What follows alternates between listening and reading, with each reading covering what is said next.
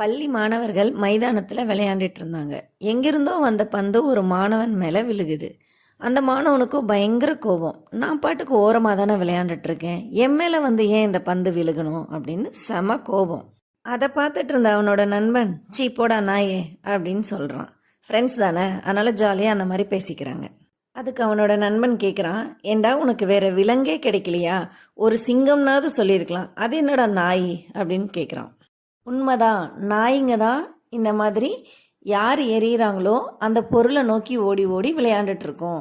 இப்போ நீயும் உன் மேலே எரியப்பட்ட பந்து மேலே தான் கோவப்படுற.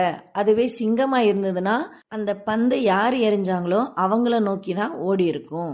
இப்படி தான் நம்மள பல பேர் பிரச்சனைகளுக்கும் கஷ்டங்களுக்கும் உண்டான தீர்வை நோக்கி ஓடாமல் அதை சலிச்சுக்கிட்டு நொந்துட்டு வாழ்ந்துட்டு இருக்கோம். அப்படி இல்லாமல் நம்மளுக்குள்ள தூங்கிட்டு இருக்க சிங்கத்தை தட்டி எழுப்புவோம்.